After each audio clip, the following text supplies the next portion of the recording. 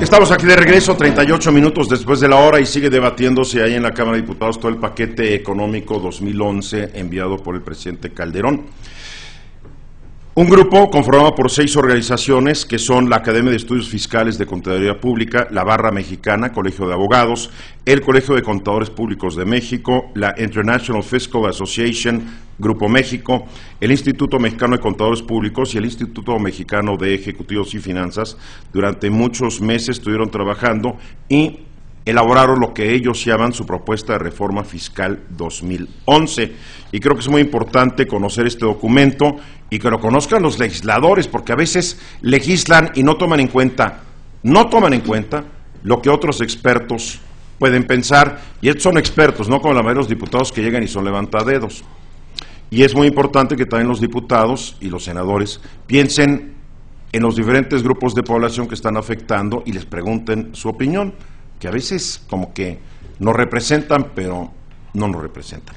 Carlos Cárdenas es vicepresidente de Asuntos Fiscales del Instituto Mexicano de Contadores Públicos y participó en representación del Instituto en la elaboración de esta propuesta de reforma fiscal 2011. ¿Cómo estás, Carlos? Muy bien, Eduardo. Mucho gusto estar contigo y con tu público. Oye, dime una cosa, esta propuesta, ¿cuáles son sus puntos más importantes y cuál sería su diferencia de lo que envió Calderón o lo que está discutiendo en la Cámara?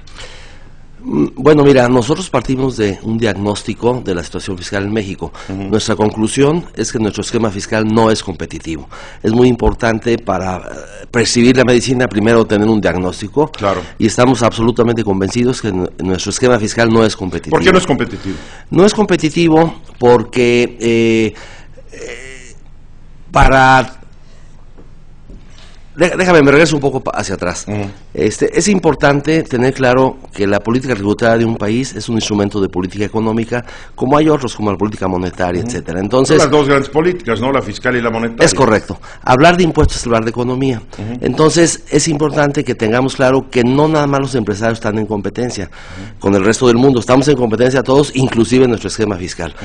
¿Por qué no es competitivo nuestro esquema fiscal?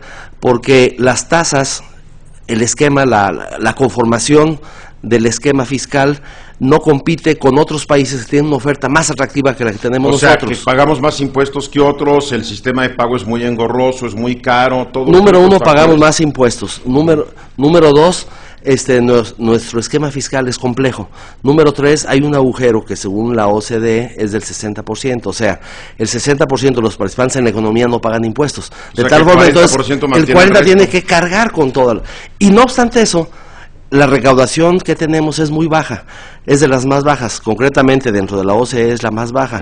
Nosotros no hemos logrado recaudar más allá del 10% del Producto Interno Bruto, no obstante, año con año hay reformas fiscales. De Pemex, ¿a cuánto sube? Bueno, sí, sube. Porque son impuestos a fin de cuentas. Son impuestos, sí, pero digamos que este es un análisis diferente, porque ahí lo que está haciendo es descapitalizar a la empresa. No, ya está más quebrada que nada. Exactamente. Entonces, no llegamos al 11. No hemos llegado al 11, no pasamos del 10. ¿Y qué pasa en otros países? ¿En cuánto están como porcentaje del Producto Interno? Pues mira, para que tengamos una idea, la media de los países de la OCDE es 25%. Y la media de los países de América Latina es 15%. Entonces, bajo cualquier parámetro estamos muy abajo. Pero estamos muy abajo porque el 60% de la economía está en informalidad, porque nuestro esquema fiscal no es competitivo. Por eso nuestra propuesta lo que propone es que nos movamos hacia un esquema fiscal que sí sea competitivo. ¿Cuál sería ese esquema fiscal? Bueno, desde luego el estudio es grande, es amplio, pero digamos que los aspectos más relevantes es, número uno, tenemos que eliminar el IETO. El IETO es un fracaso, no recaudó lo que se dijo que iba a recaudar. Y es antiempresarial, y es antigeneración de empleos, antigeneración todo. Es anti todo. Pero le conviene al gobierno porque supuestamente ellos creían que iban a ganar mucho dinero, ¿no? Pensaban, pero no es cierto, o sea, el IETO no está recaudando ni la 10ª parte de lo que se dijo que iba a recaudar. Un fracaso. Y metió en una complejidad administrativa a los empresarios, a los contribuyentes. Entonces es un fracaso, tiene que eliminarse. Eliminación del IETO. Tiene otro problema, que es el acreditamiento en el extranjero. En Estados Unidos, como nuestros tribunales ya dijeron que el IETO no es un impuesto sobre la renta, entonces... No es deducible para las... No es acreditable, no va a ser acreditable en el extranjero. Bien. Exactamente. Estamos planteando que la recaudación se recaude mucho más en los impuestos indirectos, como el IVA, y mucho menos en los impuestos directos, como el impuesto sobre la renta. O sea, impuesto al consumo más que impuesto al ahorro o a la inversión. Efectivamente. Hay 3 formas de gravar. O grabas el gasto, impuestos indirectos, o gravas el ingreso, impuestos directos, impuestos sobre la renta, o gravas la propiedad. Estamos planteando que se grave mucho más el consumo, mucho menos el ingreso, la utilidad, y poco o nada el patrimonio. A ver, ¿ustedes recomiendan tasas impositivas? Sí. ¿De cuánto debe ser el IVA, de cuánto tiene que ser el impuesto sobre la renta, de cuánto tiene que ser un predial, etcétera, etcétera? Sí recomendamos. No te voy a decir en ese momento una tasa porque todo depende qué es lo que finalmente queda incluido en el IVA. Ya ves que cuando hablas de un IVA generalizado, todo, ¿no? Técnicamente sí. Pero aceptamos de antemano que haya una transición si es que eso es necesario, para no quedarnos así en la... Es que ahora estamos tardando con la transición, ¿no? Nos hemos tardado mucho, otros países nos están rebasando, países que volteábamos a ver nosotros así para abajo como diciendo pobres cuates, la verdad ahora están adelante de nosotros, nos estamos rezagando, absolutamente sí.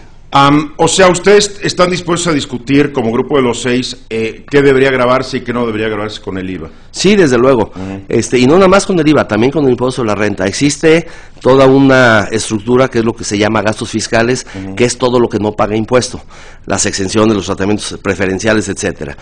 Es un error decir simplistamente que todo lo que no pague impuesto, porque ahí te llevas en medio a muchas operaciones que efectivamente no deben de pagar impuesto porque tienen un sustento económico o social, pero sí se requiere hacer un análisis de todos esos gastos para definir cuáles deben de permanecer, cuáles deben de eliminarse o cuáles deben de modificarse. Carlos, ¿cuánto paga en promedio una empresa hoy de impuestos si consideramos el IETU, el impuesto sobre la renta, el IVA, gastos del Seguro Social, el Infonavit, todo? ¿Cuánto acaba pagando una empresa en México? Depende de la empresa, pero te voy a dar un ejemplo. Mira, sobre la utilidad tiene que pagar el 30% de impuesto sobre la renta, más el 10% de participación de utilidades, que luego se nos olvida eso. Ya vamos en el 40%. Ya vamos en un 40% de la utilidad. Luego, el YETU, o se paga renta o se paga YETU, entonces no se suma, porque o pagas uno o pagas otro, no se pagan los dos. Pero lo que sí tenemos que movernos es a lo que son los impuestos que se tienen que pagar por la nómina, que en términos generales, pues alcanzas fácil una cifra de un 30% sobre lo que estás pagando. O sea, ¿cuánto acaba pagando un empresario entonces? ¿Un 45% de cada peso que gana? Depende las utilidades que tenga, depende los empleados que tenga. Es que es muy variable, la verdad es promedio, 2 más 2, 4 y entre 2, pero mira, yo creo que nada más con decir que de sus utilidades paga el 40%, pues ya es una brutalidad. O sea, tienes un socio que se lleva el 40%. Y además no sabes qué haces con tu dinero. Ese es otro tema, sí. Que debe de trabajarse, porque te doy un dato muy rápido. Los estados generan únicamente el 10% de lo que generan, el otro 90% se los da a la federación, y como que no le rinden cuentas a nadie. No quieren cobrar prediales, no quieren hacer nada para no quedar mal. Efectivamente. Oye, 40%, ¿cómo nos ubicamos frente a otros países contra los cuales estamos compitiendo? Pues nos ubicamos mal, por eso nuestra afirmación contundente de que nuestro esquema fiscal no es competitivo, porque los países con los que competimos para la atracción de capitales tienen impuestos sobre la renta bajos. Te voy a decir, por ejemplo, Chile, más cerca aquí en nuestro país. Chile, por ejemplo, pagas el 17,5% de impuesto sobre la renta. Nosotros pagamos 30 más 10, 40. ¿Y el IVA? El IVA es alto. Es el perfil que estamos proponiendo, como debe de ser. Sí, pero aquí son bien rajones, no se atreven. Ojalá, ya lo tienen los diputados este documento. Lo estamos presentando, sí. Sí, pero asegúrense que lo lean, porque hay unos que a duras cuentas se entienden, Bien, suerte con esta propuesta. Muchas gracias, Eduardo. Encantado. Carlos Cárdenas es vicepresidente de Asuntos Fiscales del Instituto Mexicano de Contadores Públicos. La página del instituto donde ya está esta propuesta, www.imcp.org.mx.